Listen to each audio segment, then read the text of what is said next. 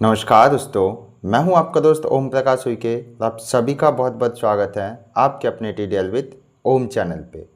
दोस्तों, आज इस वीडियो के माध्यम से हम आपको कोई मॉड्यूल नहीं दिखाने वाले हैं, बल्कि इस मॉड्यूल को बनाते बनाते कुछ चीज़ हमने अंडरस्टैंड की है। काफ़ी चीज़ें ऐसी हुई जो हमसे गलती हुई है, तो वो गलतियाँ आपसे ना हो, ताकि जब भी आप कोडिंग करो इन चीज़ों का आप ध्यान रखें एंड साथ में आपका जो है टाइम बच सके। तो आइए चलिए देखते हैं कि वो मॉड्यूल क्या है, साथ में वो कौन सी गलतियाँ थी जो हम आपके साथ में साझा करने वाले हैं। दोस्तों, यहाँ पे हम आपके साथ में जो है 2 गलतियाँ साझा करने वाले हैं। तो शुरुआत करते हैं पहली गलती से। तो आइए, मॉड्यूल हमारा इतना है कि जो हमारा GSTR होता है 3B होता है।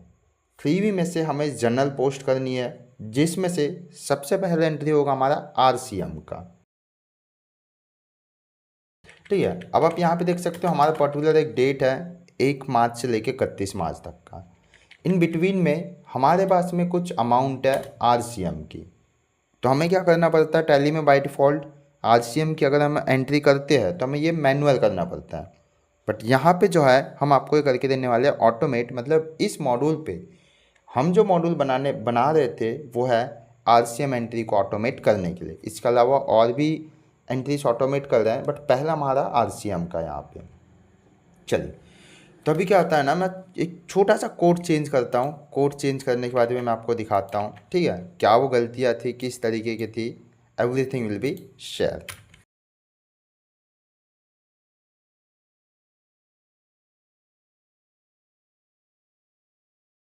ठीक है, उसी के साथ में हम इसका कॉन्फ़िगरेशन भी कर लेते हैं। बस छोटा सा कॉन्फ़िगरेशन पार्ट है, इसके बाद में हम चलते हैं हमारी सीधी वर्किंग पे।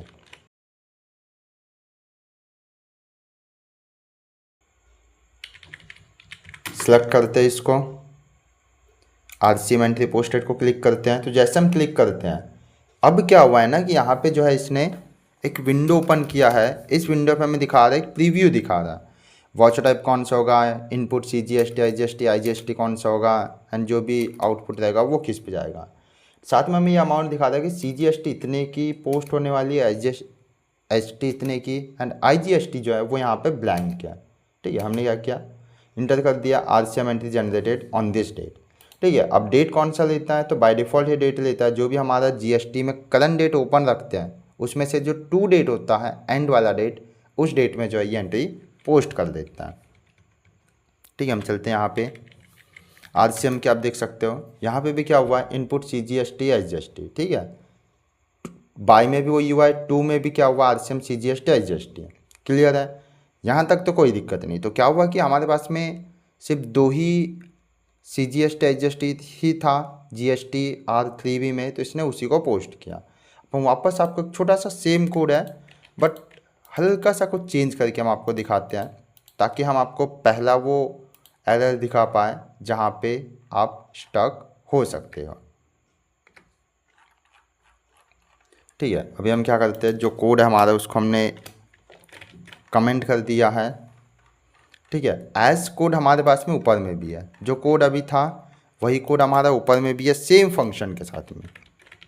ठीक है, सेम फंक्शन के साथ में हमारा क्या ये कोड एग्जिस्ट कर रहा है। अब यहाँ पे देख सकते हो RCM की सेकंड नंबर की एंट्री होके रखी हुई है।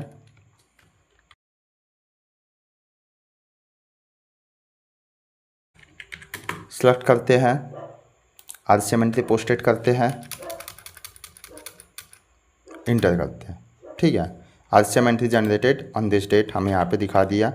साथ में यहाँ पे एक एरर आया। ठीक है, एरर क्या है वो भी मैं आपको बताता हूँ। उससे पहले डेबुक पे जाके देखते हैं कि क्या RCM के एंट्रीज ने पोस्ट किया है। देखिए 1 और 2।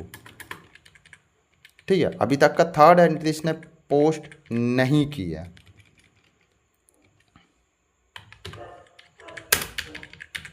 वापस मैं आपको एक बार दिखाता हूँ कैलकुलेटर कौन रखते हुए। ठीक है, मैं नीचे में जो हमारा कैलकुलेटर है वहाँ पे मैं हेलो लिख देता हूँ। ठीक है, आप भी कमेंट में हेलो या हाई लिख दीजिए। जैसे यहाँ पे टैली ने मुझे हाई आउटपुट दिया, वैसे आप भी कमेंट में हाई लिख दीजिए।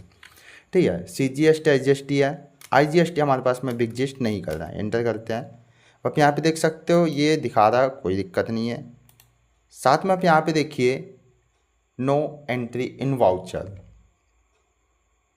ठीक है, ये एक एरर जब भी अगर हम कोई एंट्री क्रिएट करते हैं ना, वाउचर क्रिएट करते हैं, तो नो एंट्री इन वाउचर अगर आपको ये एरर दिखाता है 990 का, यानी 990 का अगर कोई एरर दिखाता है, तो वो एरर हमारा होता है कि भाई जब भी हम एंट्रीज क्रिएट कर रहे हैं, वाउचर क्रिएट कर रहे हैं, तो हमें लेजर देना पड़ता है, लेजर के साथ में उनका जो है अमाउंट भी देना पड़ता है। और हमने अभी जो देखा है कि भाई यहाँ पे जो है, ठीक है, इसको अगर हम सेलेक्ट करते हैं, इसको क्लिक करते हैं, तो IGST में तो हमारे पास अमाउंट है ही नहीं। IGST में तो हमारे पास में अमाउंट है ही नहीं, तो ये एंट्री करेगा कैसे? ठीक है, तो इसने क्या किया, तो जो हमारा ये एरर आता है नो एंट्री इन वाउचर, ये एरर आता है कि भाई हमारा जो हम एंट्री क्रिएट करना चाह रहे हैं उसमें ना तो लेजर सेट हो रहा है और ना ही वहाँ पे जो है कोई अमाउंट सेट हो रहा है। अगर आपका कोई लेजर भी सेट नहीं होगा, साथ में कोई अमाउंट भी सेट नहीं होगा, तब जाके जो है ये एरर शो कर रहा है, क्योंकि पूरे केस में हमने एक ही इफ एल्स कंडीशन का यूज किया हुआ है, साथ में हमने गलती से जो है एक ही वेरिएबल यूज कर लिया है, and the variable is IGST amount. तो जब भी आपके पास में ऐसा कोई सिचुएशन आए या 990 का अगर एरर दिखाता आपके टैली TDL में, तो समझ जाइएगा कि यहाँ पे जो है आपने एंट्री क्रिएट करते टाइम लेजर सेट नहीं कर रहे हो, एंड उसके साथ में जो है आप अमाउंट भी सेट नहीं कर रहे हो। ठीक है, अगर आप लेजर ही सेट करोगे एंड अमाउंट अगर आप सेट नहीं करते हो, तो भी आपको उस केस में जो है एरर दिखाएगा, बट उस केस में डिफरेंस का एरर दिखाएगा। ठीक है, डेबिट में ज़्यादा हो गया, क्रेडिट में ज़्यादा हो गया, उस केस में जो है वो अलग एरर दिखाता है। बट अब से याद रखिएगा कि जब भी आपको ये 990 का एरर दिखा रहा है, मतलब आपने जो है कहीं ना कहीं मिस्टेक किया हुआ है, ना तो आप लेजर दे रहे हो और ना ही आप अमाउंट दे रहे हो पर्टिकुलर वाउचर क्रिएट करने के लिए। ठीक है, तो यहाँ पे हम हमारा पहला जो क्वेरी था उसको क्लोज करते हैं। अब चलते हैं दूसरी क्वेरी में। ठीक है, दूसरी क्वेरी में बढ़ने से पहले मैं यहाँ पे आपको कुछ कोड दिखाता हूँ।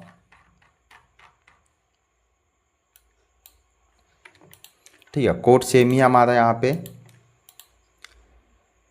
फॉर्म में चलते हैं हम, एंड हाँ ठीक है, लास्ट में हमारा जो है CGST HGST यहाँ पे देख सकते हो आप 3 जगह पे जो हमारा अमाउंट यूज हुआ है। ठीक है, यहाँ पे मैं कर देता हूँ 120। यहाँ पे हम नोट नहीं कर सकते, एडिट नहीं कर सकते हैं, तो इसके लिए आप यहाँ पे देख सकते हो एडिट करके एक बटन है।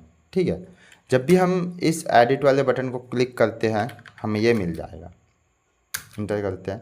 ठीक है, अब आप देख सकते हैं यहाँ पे अगर मैं यहाँ पे कोई अमाउंट चेंज करता हूँ 50 रुपये 50 रुपये, ठीक है, यहाँ पर अगर मैं 300 कर देता हूँ, जैसे हम इंटर करते हैं तो क्या कर रहा है, IGST में से हमारा अमाउंट रिमूव कर दे रहा है। ठीक है, CGST में से अमाउंट रख रहा है, SGST में अमाउंट रख रहा है, एंड इस बेस पे अगर मैं अंदर जाने की कोशिश करता हूँ तो ये वापस से मुझे क्या दिखा रहा है, एरर दिखा रहा है। ठीक है, क्या दिखा रहा है, एरर दिखा रहा है। या तो फिर मैं आपको एक और चीज़ दिखाता हूँ, एरर क्यों दिखा रहा है वो तो आपको पता चल ही गया। अभी हम क्या करते हैं, इफ एल्स में जो हमारा इफ एल्स वाला था, ठीक है, इस वाले इस पे जो है इफ एल्स लगा हुआ है, हम इस वाले फंक्शन को कमेंट करके दूसरा फंक्शन जो हमारा पहले रन कर रहा था उसको ऑन कर देते हैं।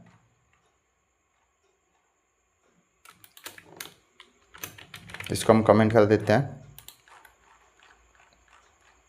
इस वाले फंक्शन को मैं क्या करता हूँ, अनकमेंट करता हूँ, जहाँ पे इफ एल जो है वो मेरा क्या है, कमेंटेड है। ठीक है, तो ये मेरा इफ एल जो है वो काम नहीं करेगा। ठीक है, वापस से मैं सेलेक्ट करता हूँ, यहाँ पे RCM एंट्री को क्लिक करते हैं, एडिट पे क्लिक कर लेते हैं, 100 100 200 एंट्री करते हैं। ठीक है, इसने एंट्री कर दिया है, हमें यहाँ पे बॉटम में एरर नहीं दिखा रहा, मतलब इसने क्या कर दिया, एंट्री कर दिया है, लेकिन हमने वैल्यू क्या दिया था, 100 100 एंड 200। ठीक है, CGST का 100, SGST का 100, IGST का 200। अब अभी हम एक बारी डेबुक पे जाके देखते हैं, RCM 3, तो इसने एंट्री कितने का किया है, 3418 का। भाई हमने तो वैल्यू अपडेट किया हुआ था ना, क्योंकि हमने वहाँ पे एडिट का फीचर दिया हुआ है, तो हमने तो वैल्यू अपडेट कर दिया था। अपडेट करने के बावजूद भी ये हमारा वही वैल्यू उठा रहा है जो पहले है। द रीज़न क्या है मैं आपको दिखाता हूँ, कि जो 3 फील्ड है हमारे पास में, ठीक है, CGST, SGST एंड IGST के लिए। यहाँ पे चलते, ये हमारे 3 है, CGST, SGST एंड IGST के लिए हमारे वो फील्ड्स है, ठीक है। ये एक फील्ड, 2 एंड ये 3 फील्ड। तो यहाँ पर हमने क्या किया है, यूज़ किया है, ठीक है, सेट एज किया हुआ है, एक फंक्शन को हमने कॉल किया। हमने क्या बोला कि भाई यूज़ कर लिया अमाउंट, सेट एज कर लो, आप एक फंक्शन को बुला लो, ठीक है। किसको बुला लो, एक फंक्शन को बुला लो, एंड इस फंक्शन से क्या कर देते हैं, वैल्यू लेके आ देते हैं। तो हर बार क्या हो रहा था, वैल्यू लेके आ जा रहा था। ऐसे ही CGST में भी हुआ, सेम चीज़ हमने SGST में भी किया, वही चीज़ हमने जो है IGST में भी किया। तो अभी अगर आप देखोगे यहाँ पे, तो अगर हम यहाँ पे 500 ओके एडिट कर लेते हैं, पहले हम एडिट की परमिशन कर देते हैं, 500 6500। जैसे हम इंटर करते हैं तो भाई IGST में से वैल्यू हट गया, CGST यानी SGST में वही पुराना वैल्यू आ गया, ठीक है। CGST SGST में पुराना वैल्यू आ गया, लेकिन हमें तो इसकी एंट्री करनी है ही नहीं। हमने तो भाई अगर यहाँ पे 200 दिया है, इसका 200 दिया है, इसमें 300 दिया है, तो हम तो चाहते हैं इसकी एंट्री हो, बट ये एंट्री नहीं होगा। तो इसके लिए क्यों नहीं होगा, क्योंकि यहाँ पे हमने हर बार क्या यूज़ किया, फंक्शन यूज़ किया हुआ है। भाई फंक्शन कुछ नहीं करता, सेट एज को चलाएगा, फंक्शन जाएगा अपना काम करके लेके आ जाएगा, जो भी उसको वैल्यू मिलेगा उसको वापस ला के ये रख देता है। तो इस केस में हमने यहाँ पे यूज़ किया हुआ है। सबसे पहले तो हमें यूज़ करना है फिर स्टोरेज, तो भाई जो भी वैल्यू आ रहा है, ठीक है, उस वैल्यू को हम एक मेथड में स्टोर करके रख लेंगे। और अगर आप ध्यान दोगे तो मैं इस वाले रिपोर्ट में कोई भी ऑब्जेक्ट यूज़ नहीं कर रहा, मतलब इस रिपोर्ट को जो है मैं किसी भी ऑब्जेक्ट के साथ में एसोसिएट नहीं कर रहा हूँ। तो मेरी जो वैल्यूज़ है, ठीक है, अगर आपको दिखा भी दूँ एक बार वापस से, अब आपको तो पता ही है कि ऑब्जेक्ट को हम कैसे एसोसिएट करते हैं या किसी रिपोर्ट को कैसे एसोसिएट करते हैं, ये तो आपको अच्छे से पता ही है, ठीक है। तब यहाँ पे देखिए अल्टर पे आते हैं, यहाँ पे देखिए फॉर्म है, फॉर्म के साथ में सीधा सेट एज एक वेरिएबल यूज किया, सीधा फॉर्म आ गया। यहाँ पर हमने कोई भी ऑब्जेक्ट यूज नहीं किया कि ये रिपोर्ट हमारे किस ऑब्जेक्ट के साथ में एसोसिएट हो। तो इस केस में जब भी हम किसी रिपोर्ट में कोई ऑब्जेक्ट एसोसिएट नहीं करते हैं एंड वहाँ पर अगर हम कोई मेथड यूज़ करते हैं, तो वो मेथड हमारा होता है इंडिविजुअल होता है, जिसको बोला जाता है सिंगल। मतलब उसका कोई एग्जिस्टेंस नहीं है, जब तक का ये रिपोर्ट ओपन है तब तक का उस यूडीएफ का, उस मेथड की वैल्यू है। जैसे ही ये रिपोर्ट क्लोज हुआ, उस मेथड की वैल्यू भी डिस्ट्रॉय हो गई, ख़त्म हो गई। अगर हम इस रिपोर्ट को किसी ऑब्जेक्ट के साथ में एसोसिएट कर लेते तो इस रिपोर्ट में फिर वो वैल्यू हमेशा हमेशा के लिए स्टोर होते हैं। बट हमारी रिक्वायरमेंट क्या थी, भाई हम तो बस काम करके वैल्यू को डिस्ट्रॉय कर देंगे, हमें वैल्यू की ज़रूरत नहीं है। इसलिए हमने यहाँ पे एक सिंपल सी यूज किया हुआ स्टोरेज करके। हमने स्टोरेज यूडीएफ का यूज़ तो किया है, ठीक है। हम क्या करेंगे, तीनों चीज़ों में यूज कर लेंगे, तीनों फील्ड में जो है हम यूज कर लेते। स्टोरेज का यूज़ तो हमने किया है ताकि क्या रहे, वैल्यू भी रहे। आपको दिखाते हैं एक बारी और,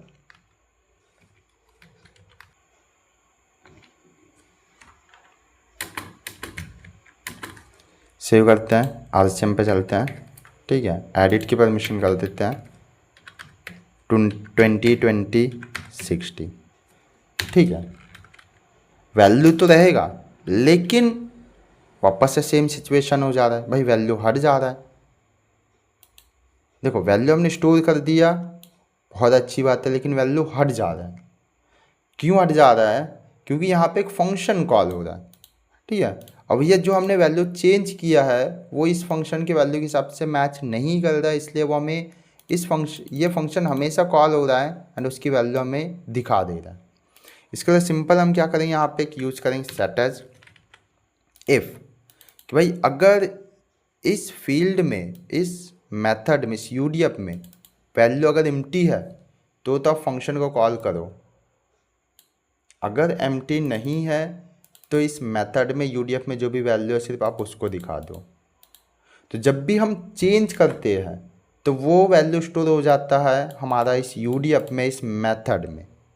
मतलब क्या है कि इफ़ इज़ एम्प्टी, अब ये एम्प्टी नहीं है, एम्प्टी नहीं है तो फंक्शन हमारा कॉल नहीं होगा एंड इस मेथड में जो भी वैल्यू है वो हमें यहाँ पे विजिबल करते रहेगा, ठीक है। सेम चीज़ें जो है हमने यहाँ पे भी यूज किया है,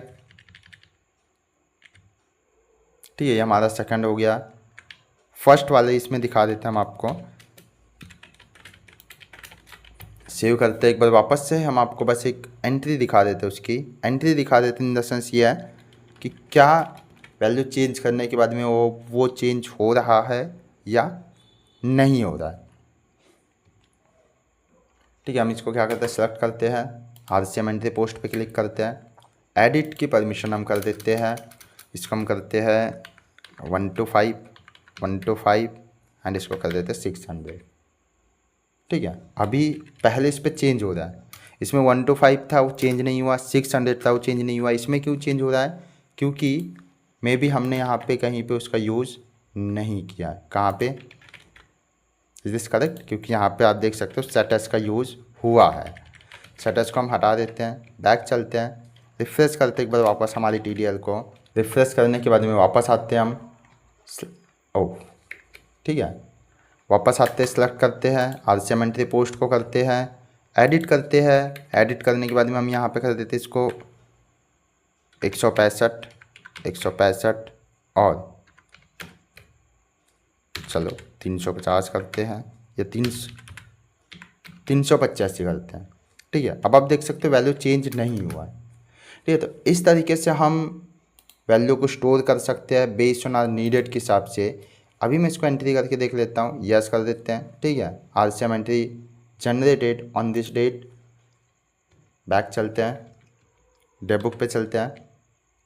ठीक है, आप देख सकते हैं यहाँ पे RCM की 4th वाली एंट्री हो चुकी है, 4th वाउचर की 385 165 165 की। ठीक है, अगर हम वहाँ पे कोई वैल्यू चेंज नहीं करते हैं तो क्या होगा उसको भी हम समझ लेते हैं। इंटर करते हैं यहाँ पे, डन, हमें अभी कुछ भी चेंज नहीं करना है, सीधा करते हैं, यस करते हैं। ठीक है, एंट्री इसने पोस्ट कर दिया है। ठीक है, यहाँ पे आते हैं, आप देख सकते हो,